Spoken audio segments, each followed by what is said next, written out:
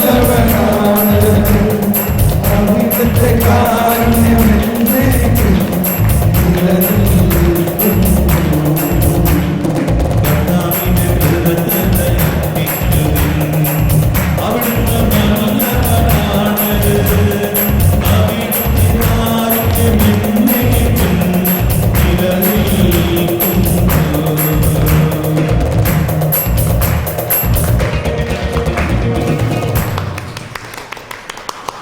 ഒരു നല്ല കയ്യടി.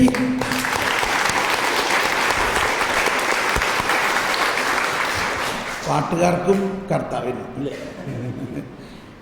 ഇരിക്കാം. ഈ സങ്കീർത്തനം എന്തോരു മനോഹരമാണ്. ഇതിൽ ഈ ദൈവനീതിയെക്കുറിച്ചും ദൈവത്തിൻ്റെ കരുണയെക്കുറിച്ചും കർത്താവ് ഈശോ മിശിഹായുടെ വെളിവാക്കാൻ പോകുന്ന ആ നീതിയുടെ വാതിൽ മുഴുവനും ഇതിൽ പറഞ്ഞിരിക്കുകയാണ്.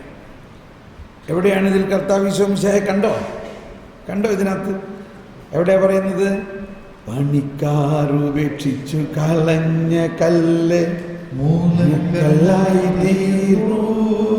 അതാണ് എല്ലാ സങ്കീർത്തനത്തിലും ഈശോയെ കാണാം, എല്ലാ സങ്കീർത്തനത്തിലും. അപ്പോൾ ഇനി അതിൽ നിന്ന് മുകളിലോട്ടും താഴോട്ടും 4 വശത്തേക്കും നമ്മൾ വെളിപാടുകളിലേക്ക് പോകണം, ഇതിൻ്റെ അർത്ഥത്തിലേക്ക് പോകണം. പണിക്കാരുപേക്ഷിച്ച് കളഞ്ഞ കല്ല് മൂലക്കല്ലായിത്തീർന്നു. നീതിയുടെ കവാടങ്ങൾ എനിക്കായി തുറന്നു തരികയാൻ അവയിലൂടെ പ്രവേശിച്ച് കർത്താവിനു നന്ദി പറയട്ടെ. 19 കണ്ടോ? ഇതാണ് നമ്മൾ കുർബാനയിൽ പാടുന്ന അത്. എന്താ കുർബാനയിൽ പാടുന്നത്? നീതിയുടെ വാതിൽ ഞങ്ങൾക്കായി തുറക്കേണമേ, തിരുസന്നിധിയിങ്കൽ പഠിക്കും. പാപികളേവരെയും മാടി വിളിച്ചവനാ, അനുതാപികളാമേവർക്കും വാതിൽ തുറന്നു കൊടുത്തവനാ, കരുണാമയനാം കർത്താവേ, നിൻ സവിധേ വന്ദനവരതും നിൻ സ്തുതികൾ ഞങ്ങൾ പാടട്ടെ. നീതിയുടെ വാതിൽ, ഇതാണ് നമ്മളുടെ വലിയൊരു സബ്ജക്റ്റ്. എനിക്ക് തോന്നുന്നത് ജ്ഞാനത്തിന് പോരാണ് നമ്മൾ തോന്നണം. ജ്ഞാനം കഴിഞ്ഞാൽ പിന്നെ എന്താ പറഞ്ഞത്? നീതി. ദൈവം അവനെ നമുക്കായി ജ്ഞാനവും നീതിയും ആക്കി. കണ്ടോ? ഈ പ്രവചനങ്ങളെല്ലാം ഈ കുർബാനയിൽ നമ്മളിതൊക്കെ ശ്രദ്ധിക്കുമ്പോഴേ പ്രവാചകന്മാർ പ്രവചനങ്ങളുടെ പൂർത്തീകരണം അല്ലേ? ആ പ്രവചനങ്ങളെല്ലാം പൂർത്തീകരിച്ചു. ഈ നീതിയെക്കുറിച്ച് സങ്കീർത്തനങ്ങളിൽ ഉണ്ടായിരുന്ന പ്രവചനങ്ങൾ എന്താണ് അവിടെ പറയുന്നത്? നീതിയുടെ വാതിൽ ഞങ്ങൾക്കായി തുറക്കണമേ.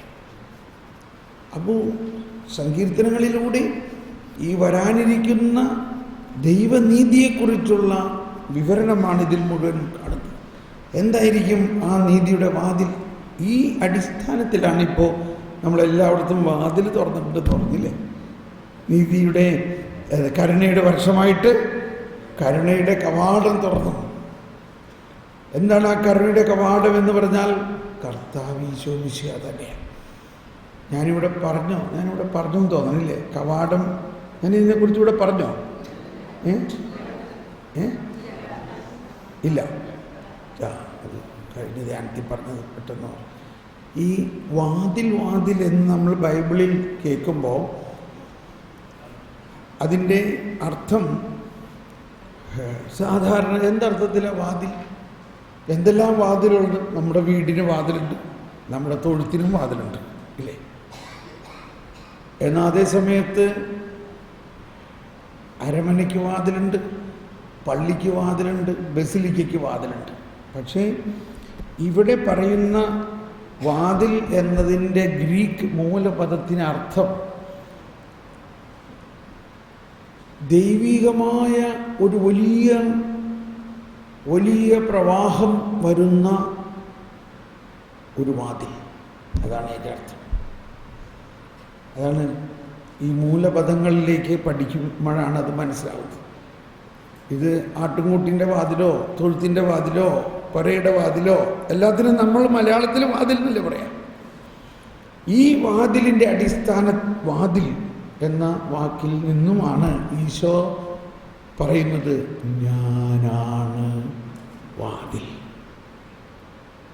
യോഹന്നാൻ 10-ാം അധ്യായത്തിൽ അല്ലേ, യോഹന്നാൻ 10-ാം അധ്യായത്തിൽ എന്താ പറയുന്നത്?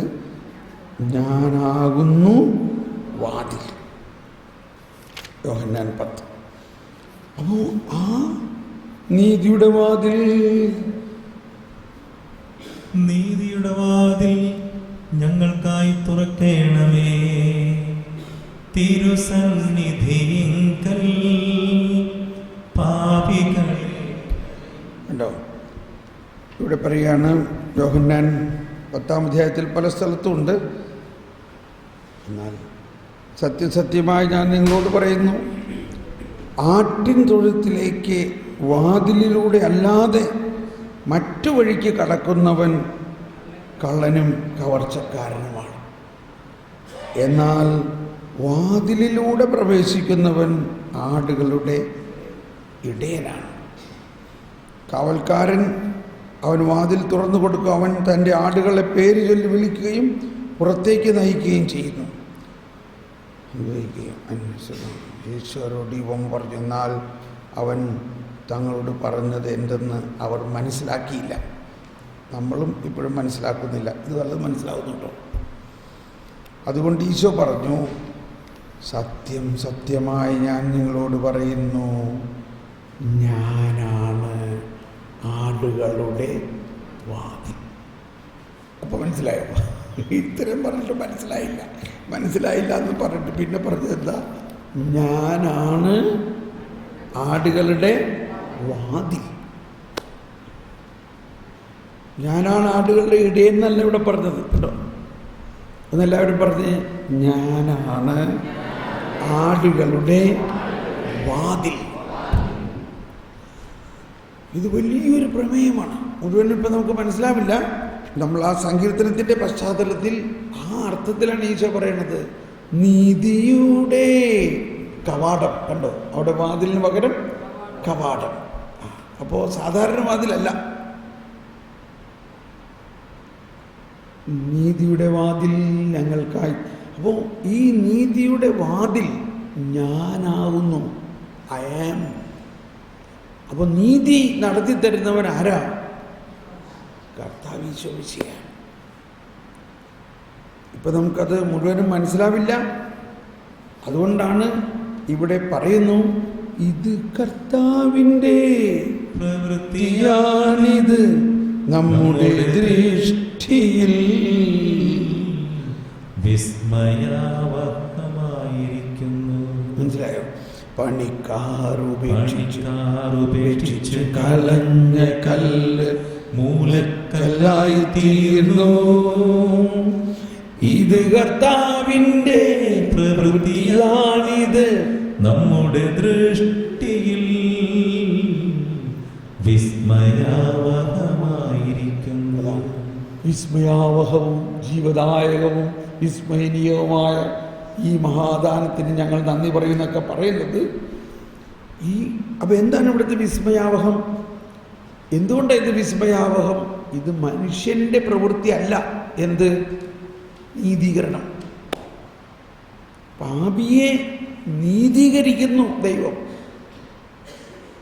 പാപിയെ ആര് നീതീകരിക്കുന്നു? ദൈവം.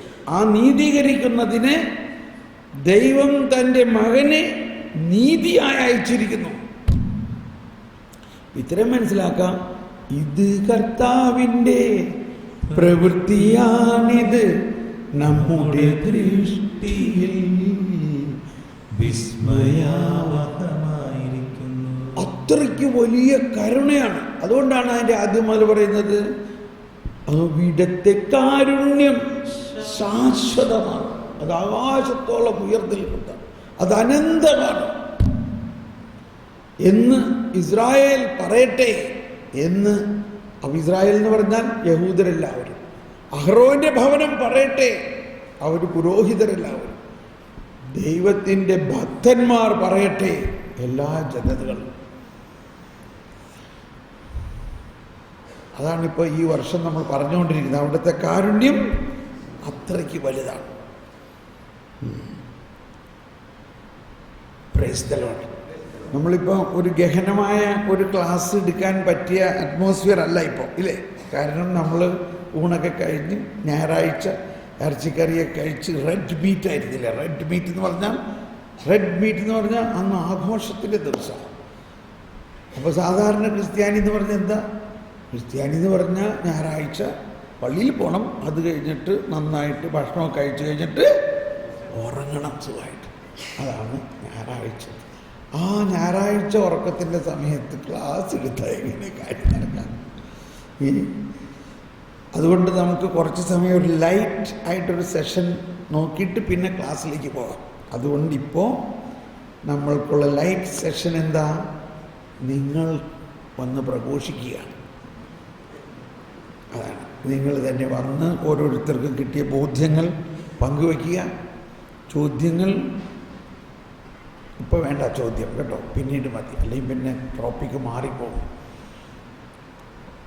നമുക്കൊരു നിമിഷം കണ്ണടച്ച് കർത്താവിന് കൃതജ്ഞത തന്നെ പറയൂ. ഈ ദിവസങ്ങളിൽ ദൈവത്തിൻ്റെ വചനം ദൈവത്തോടൊപ്പമായിരുന്നു കൊണ്ട് രാവും പകലും നമ്മൾ ധ്യാനിക്കുകയാണ്.